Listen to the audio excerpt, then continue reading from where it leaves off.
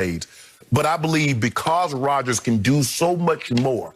See, the thing is, you almost want Rodgers to throw the ball from the pocket because he can roll left, he can roll right, and still throw the ball 30, 40, 50 yards over your head. Brady, you do everything you can to get him off that spot. And if you get him off that spot, you feel, okay, we've got him. Because Brady has never had legs, that's another aspect of his game you don't have to worry about. That's what made Rodgers so deadly. That's what makes Mahomes so deadly. Because now, although he's not Kyler, let's not confuse Patrick Mahomes or Aaron Rodgers with Kyler Murray, they're dangerous enough with their legs to pose a problem. So the question that I ask, if Aaron Rodgers or Peyton Manning would have had Bill Belichick for 20 years, do you think they have less Super Bowls than what Tom Brady has? I don't believe they do. I believe they have equally as many, if not more. Tom Brady, in his 16 years, he started 19 years in New England. 16 of those years, he had a top 10 defense. Rodgers has had a top 10 defense 3 times. Only one time has he had a top 5 defense, they won the Super Bowl. So for me, Skip, Aaron Rodgers has 5 playoff losses in which his team has given up at least 37. Tom Brady has 2 of those games and 41 playoff games. So for me, I know it's hard to like, this guy has all this, but I do believe Aaron Rodgers is a scarier player to defense than Tom Brady because he poses you so many more problems, not only with his arm, being able to throw the ball left, rolling right, but his ability to run. So I agree with what they said, that I believe Aaron Rodgers is a scarier player, a better player, not a more accomplished player, but a better player. But that's only temporary because there's a guy in the Midwest that's coming, and you're probably going to forget both of them. Oh, he's going to make you forget the guy who's the GOAT. He's going to make you forget a guy who won 6 Super Bowls with 6 game-winning drives in the fourth quarter or overtime. Actually should have won a 7th Super Bowl against Eli when he drove his team 65 yards for a touchdown with 2 minutes left, and Eli drove his team against Belichick's vaunted defense 75 yards. No, I think it was 83 yards for a touchdown to cancel out Brady's game-winning touchdown drive against Eli in the first Super Bowl. But see, Skip, all you do is take the games that he lost and say he should have won.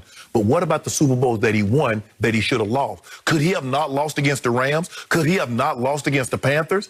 Well, he didn't. Okay, then. Yeah. Well, he didn't win. Okay, but he did his job. No, his job is to win. 2 minutes left. His job is to win. He did his job with another game-winning drive. He threw to Randy Moss for a touchdown to make it 14-10 with 2 minutes left. He didn't win. Wow, interesting. He didn't win. So let's look at this. This question, it nauseates me.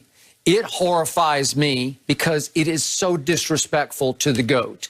It is so blasphemous that I truly fear that we're going to get struck by lightning in the studio because we're even talking about this and you're giving it credibility. Yeah. And what I've found in my many years in television working with so many ex-players, that a lot of guys play football at a high level, but they don't get football. You get football, but a lot of guys I've dealt with or come into contact with, they were Pro Bowl players, all-stars in basketball, but they don't really get what happened. They just played. It came fairly naturally. They worked hard at it, but they don't see it, feel it, get it. Mm-hmm. And that's why we've seen so many championship teams built in all sports by guys who didn't even play beyond high school. Okay? Mm-hmm. So here we go with Torrey Smith and Will Blackmon, and I certainly respected both of them as players. But remember, Will Blackmon did play for 4 years in Green Bay with Aaron Rodgers, so I'm sure he became a fan of Aaron's, and he did get to play against him in practice, so he's seeing exactly what he's made of.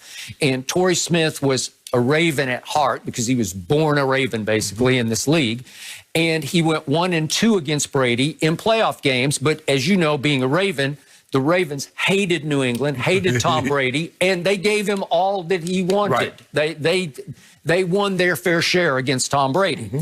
So he was like, quote unquote, the devil for you guys to attack and to try to dethrone New England. Right. So I get that there'd be some animosity that sticks there. And also, Torrey Smith was on that Eagles team that beat Tom Brady when obviously Nick Foles was the MVP for the Eagles, Right. and Nick Foles was, hung up 41 points on Belichick's defense. Okay, so let's just step back and look at this. So Aaron Rodgers is 10-8 in the postseason, and the 10 wins include a wild card road playoff run to the championship. Right. So that 1 year, which was 10 years ago, he won on the road 3 times to get to the Super Bowl.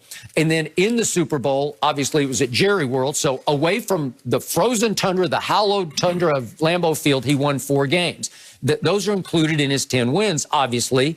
And then you look at his since then, he's been 6-7 in the postseason.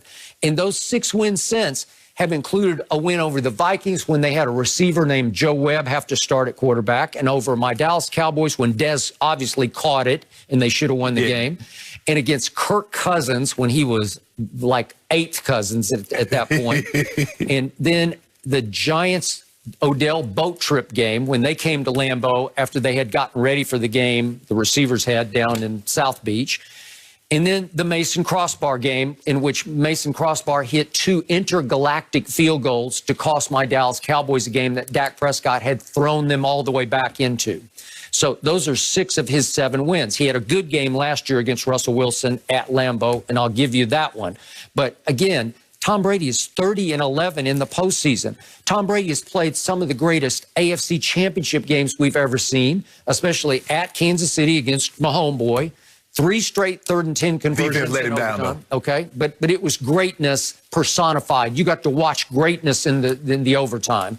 And then how about against Saxonville when they had the hottest defense in pro football and they come into New England and Brady had just slit his hand open in practice, or maybe it was a home accident, as you suggest. Skip, well, 20 stitches in his hand. If you don't mind me asking, who's the quarterback? Who's the quarterback for Jacksonville? Was it Gabbert? No. Was it Bortles. Blake Bortles? Yeah. Let that sink in for a second. Okay. Now, you said that Aaron Rodgers going up against Joe Webb, and he's going up against this guy and Kirk Cousins. Okay, Blake Bortles. But he was up against Saxonville in the 4th quarter. They were down 20-10 early in the 4th quarter, and he's got 20 stitches in the palm of his throwing hand. And in the 4th quarter, he throws for 138 against Saxonville, 2 touchdowns, and brings them back to yet another Super Bowl. I mean, we keep increasing these stitches because at first I thought it was 12 to match his number, 20. and now we're up to 20. Well, okay. we just had a book that came out in which the author wrote that it was 20 stitches in the base of his hand. Okay. You discount that. And even the coach discounted it. It was the beginning of the end of Tom Brady in New England because the coach dismissed it as not exactly open heart surgery. So what we're going to do about these 5 games in which Aaron Rodgers' defense has given up 37 points and Brady in 41 has only given up 2 of those games, and one of them was in the Super Bowl. All I know about Aaron Rodgers is I'm going to give you this. He's the flashier of the 2 quarterbacks. He's the more stylish thrower of the 2 quarterbacks. He's got a better arm than Brady. He's cooler. He acts cooler on and off the field. He's a bigger diva than Tom ever thought about being. I give you all that. Are we sure about that? That appeals to these ex-players who are like, he's just too cool, man. I love him. I'd be afraid to play him. But if you really look hard at the numbers, at what happened when Aaron Rodgers went to Tampa Bay earlier this year, what happened? He bolts out to a 10-0 lead. Then he goes pick 6, near pick 6, right, and he folds. He just ducks and covers, and for the last 3 quarters of that game, he scores 0 points. And he did it again 2 weeks ago at Indy. They're up 28-14 at half, and all of a sudden they turn up the heat on him in the 3rd quarter, and he just folds up, and they get a late field goal to force overtime. So what are we going to do about them 3 fumbles? What are we going to do about all them turnovers? So that's Aaron Rodgers, the fumble. Basdale Scantling fumble. So that's Rodgers' fault. Well, I'm just saying, he's had a history of this in big games. Oh, he's had a history of fumbling in big games?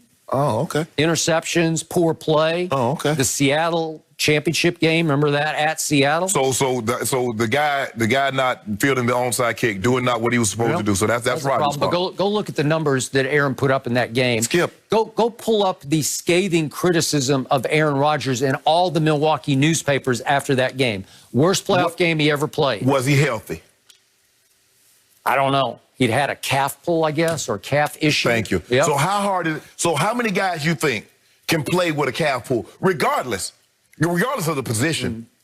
I just don't know how you can defend this, because the one guy, when you've won 6 rings with 6 game-winning drives, it's game over. It's off the charts. Then you can't tell me this player is better than that player, because those don't happen because of the defense. Those happen because you took the football in the end and you drove it for the touchdown. So that's what happened Sunday, right? So we can't blame Tampa's defense, because that's what happened. Patrick Mahomes took the ball and kept it away from Tom Brady for 4 minutes and 10 seconds. I'm good. That's all I wanted you to say. That's all I wanted you to say right there. That's ridiculous. That's not a game-winning drive. That's playing keep away. Oh, Skip. He played keep away. He put the ball in the end zone and gave them the ball back with 5 seconds. He was so clutch in the second half, he threw for a grand total of 103. He threw for more yards in a half than Tom Brady threw for in a game. He sat back and had to watch the GOAT just lay it on him in the second half, 17-7. Skip. Okay, Skip. He watched Tom Brady pull off 2 75-yard drives in the fourth quarter to cut it to 27-24. And guess where he came afterwards?